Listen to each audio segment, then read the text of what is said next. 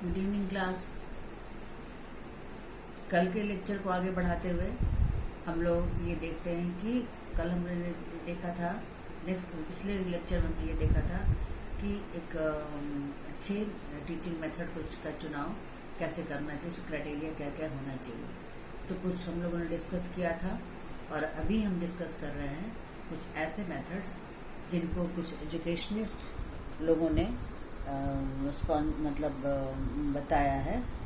तो Herbert Spencer बहुत famous educationist हैं, उनके हिसाब से जो कोई भी मेथड जो है उसका सिलेक्शन का क्राइटेरिया इस तरीके से होना चाहिए। हम उसको ज़रा डिस्कस करें तो वो आप देखिए पेपर पे कि वो है फ्रॉम। ये बताने के पहले उनको ये जानना बहुत ज़रूरी है कि सारे जो साइकोलॉजिकल बेसिस पर हैं ये सारे टीचिंग मेथड्स जो बताए जा रहे हैं आगे। और Herbert Spencer was a naturalist, वो नेचुरलिज्म को फॉलो करते थे, साथ में पेस्टोलॉजी और इस तरीके से और भी जितने नेचुरलिस्ट लोग थे वो भी रिकमेंड करते हैं इस तरीके के सिलेक्शन को। तो सिलेक्शन क्राइटेरिया हमारे पास ये है, पहला from method should be from simple to complex. Method ऐसा होना चाहिए जो सिंपल टू कॉम्प्लेक्स की ओर लेके जाए। शुरू में सिंपल होना चाहिए, बहुत इजी होना चाहिए और धीरे धीरे करके उसको जैसे टफर बनाना है हमको। दूसरा फ्रॉम कंक्रीट टू एब्स्ट्रैक्ट, वो कंक्रीट टू एब्स्ट्रैक्ट होना चाहिए। एब्स्ट्रैक्ट थिंकिंग बच्चों में बहुत हाई लेवल पे आता है, जब वो बड़े हो जाते हैं, मैच्योर्ड हो जाते तभी उनमें एब्स्ट्रैक्ट थिंकिंग की बात आती है। अदरवाइज छोटे बच्चे एब्स्ट्रैक्ट थिंकिंग को नहीं कर पाते, इसलिए हम उनको कंक्रीट चीज़ें चाहिए। इसलिए हमको जैसे कंक्रीट से एब्स्ट्रैक्ट की ओर जाना है, ऐसे मेथड का चुनाव होना चाहिए। जैसे अलजेब्रा में उनको एब्स्ट्रैक्ट थिंकिंग की ज़रूरत पड़ती है और अलजेब्रा जो है सो जब बच्चे एक ख़ास लेवल पे आते हैं, ख़ास उम्र में पहुंचते तभी वो अलजेब्रा को समझ पाते हैं। तीसरा फ्रॉम नोन टू अननोन, जो हम जानते हैं उसके थ्रू अननोन को जानना। जो ज्ञात है ज्ञात से अज्ञात की ओर होना चाहिए। चौथा फ्रॉम डायरेक्ट टू इनडायरेक्ट, पहले डायरेक्ट हो उसके बाद फिर इनडायरेक्टली जो है उसको हमको बताना है।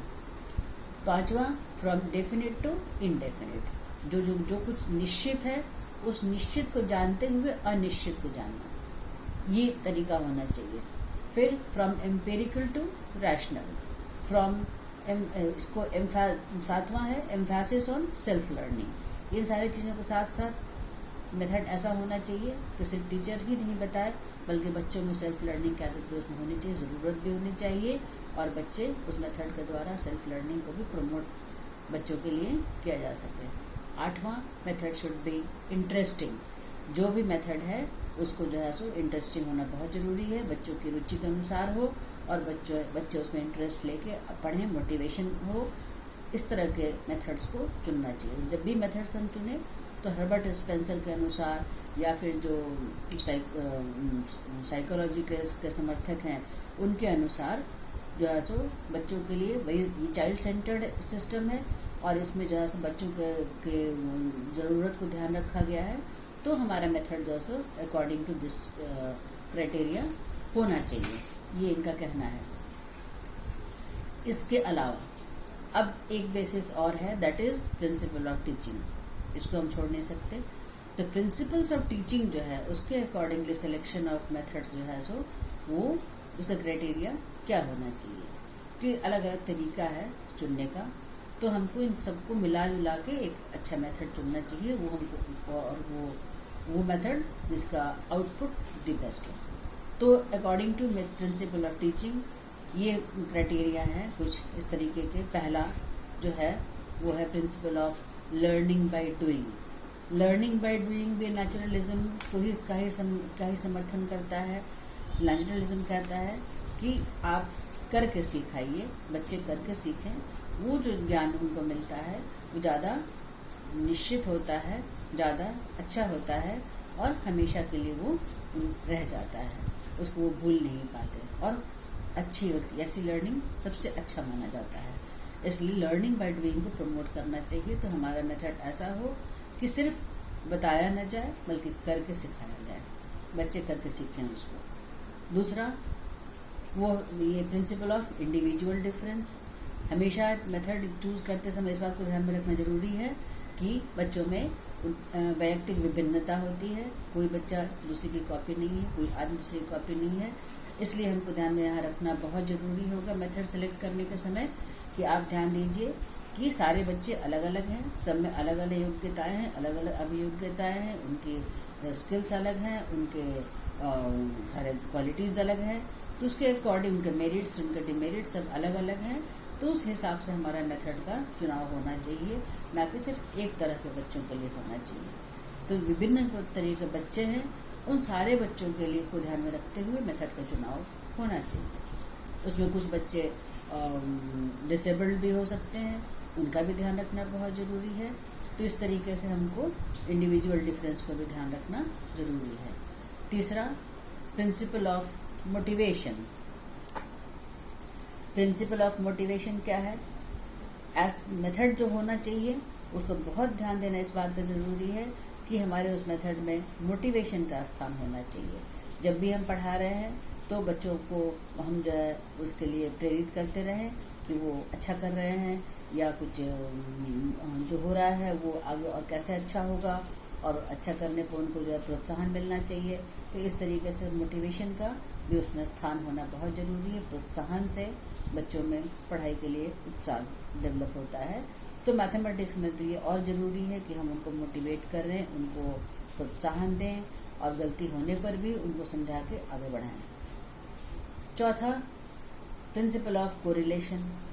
कोरिलेशन एक बहुत बड़ा क्राइटेरिया है सिलेक्शन ऑफ मेथड का, इसलिए कि correlation with day to day life, correlation with other subjects, correlation with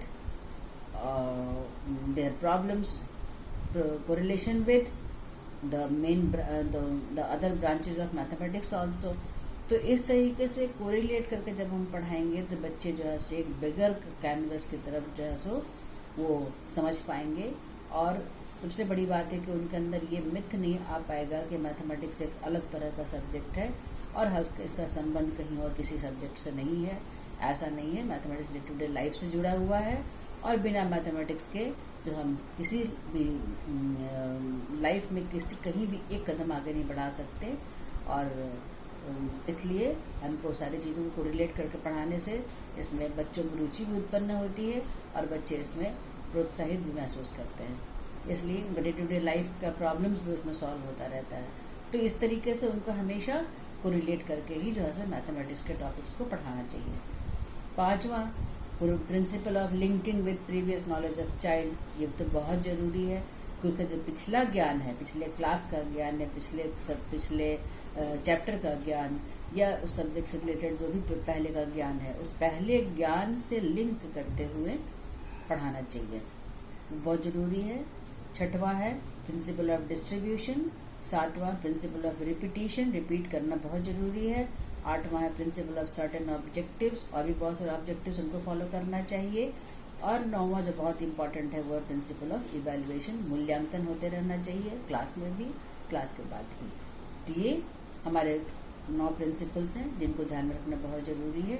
तो कुल मिला के सिलेक्शन ऑफ मेथड्स इन सारे चीज़ों को ध्यान में रखते हुए हमको करना चाहिए। Thank you.